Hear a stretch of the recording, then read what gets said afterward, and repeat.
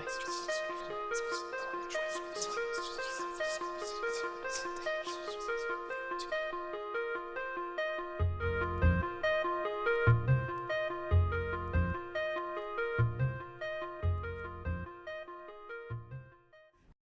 nome é Ana Amália Alves da Silva, eu nasci em Marília, interior de São Paulo, em 84.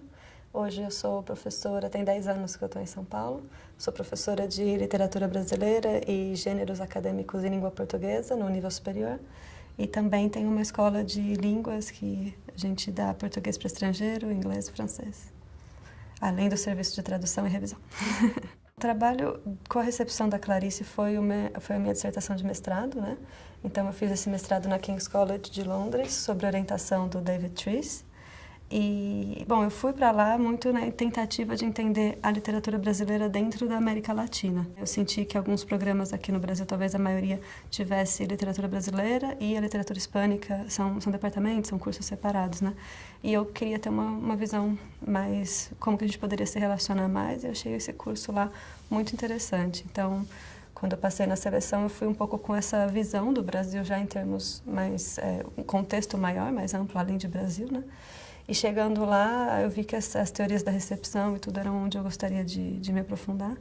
E aí a Clarice surgiu nesse sentido, não exatamente pela Clarice Lispector em si, mas porque observando o meio acadêmico lá, dava para perceber que ela era uma das mais que se publicavam, que estudavam mais o trabalho dela, publicavam mais sobre ela. Então o nome dela eu via que circulava nos periódicos acadêmicos de uma certa forma.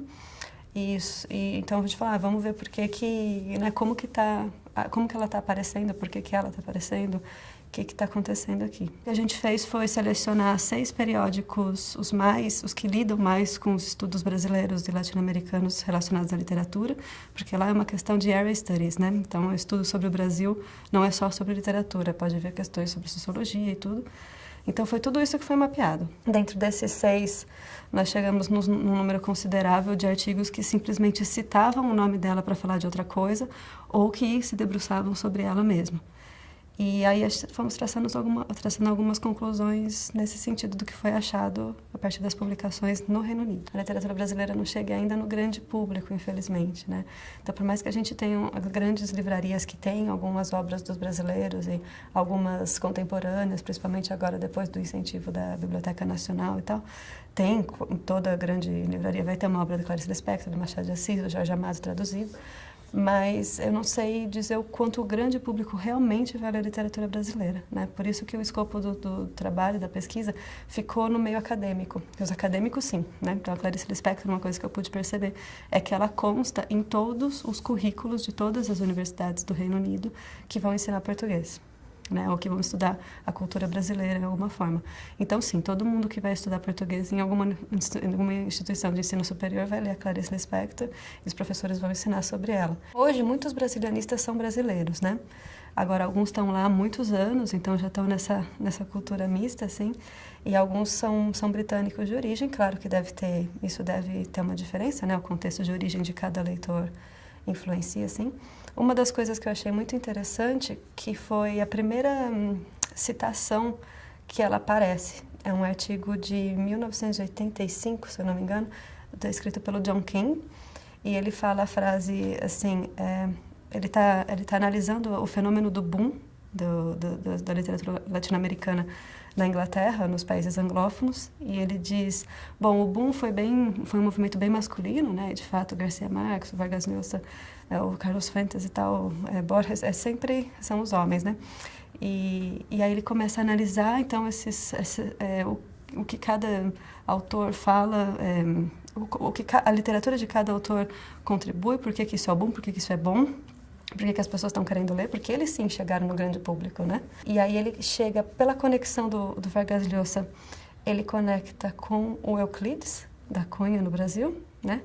E aí ele fala, então, da questão do povo, né? Tão em voga a partir dos anos 30, então como é que a ideia do povo passa a aparecer na literatura brasileira. Então ele já conecta ali a literatura latino-americana com o Brasil via Euclides da Cunha.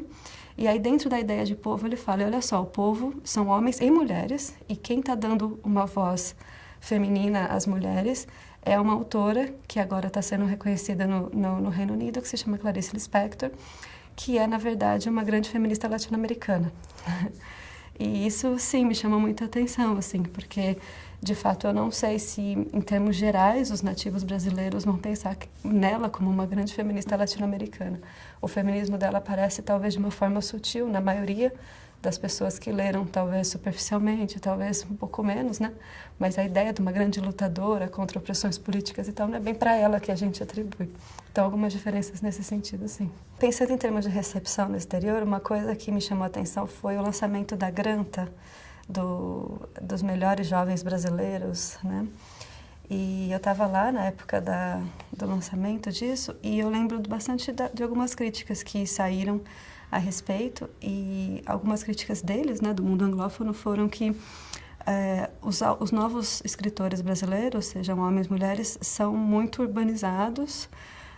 Eles estavam em situações, né, que os contos todos que foram publicados ali na Granta realmente tem situação, se eu não me engano, quais autores agora, mas que descrevem descer de uma escada rolante no meio de um shopping, pegar um avião, problemas de bolsa de estudo em Paris, não sei o quê. Então, tipos de problema, né, da classe, sei lá, branca, alta, elite brasileira. E isso foi a crítica negativa de uma parcela, assim, dos críticos anglófonos, dizendo daí que estava faltando Jorge Amado no Brasil. Então, que a nova geração não estava mais representando, né, o que eles esperam que seja representado.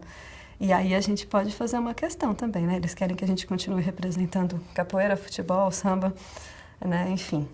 Uma coisa interessante que eles notaram foi que parece que só tinha um autor negro nessa coleção, que acho que é o Vinícius Jatobá, se eu não me engano. E isso foi uma coisa trazida também, né? Todos os autores estão Rio, São Paulo e Porto Alegre. Acaba sendo uma verdade, né? A publicação nossa está concentrada nisso. Então, eu não sei se eu conseguiria mapear em termos de tema tudo da literatura brasileira contemporânea. Mas eu acho que, como a gente está num país de bastante exclusão, de bastante diferença, né? Em relação não só ao gênero, mas à classe, à raça e tal, isso era uma coisa que a gente poderia prestar cada vez mais atenção, né? Em termos de representatividade mesmo.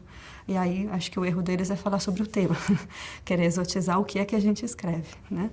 Mas, enfim, acho que é nesse sentido, talvez a gente pudesse ampliar nesse sentido. No momento que eu estava lá, nós tínhamos muitos outros jovens mestrandos, doutorandos, com bolsa de mestrado menos, mas com doutorado sim, né? A gente tinha programas de financiamento e estava uma vida acadêmica para o brasileiro no exterior bem favorável, né? E que isso era importante continuar de alguma forma, porque agora são um pouquinho menos que eu vejo os meus colegas indo fazer pesquisa fora ou indo numa condição mais bacana, né? Então, eu acho que isso é muito importante, porque é só quando a gente consegue ver, de novo, a questão do olhar do outro, né? Como o Brasil está sendo enxergado por fora, que a gente passa a ver muita coisa de dentro, né? Que pode ser verdadeira, pode ser um reflexo real, mas pode ser também falsa, mas, enfim, de toda forma, traz muita consciência em termos de nação, em termos de cidadania, em termos de produção literária, artística e tal. Então, uma consideração que eu faria nesse sentido, que nós lutássemos por manter a capacidade de estarmos em diálogo sempre constante com todos os países do mundo.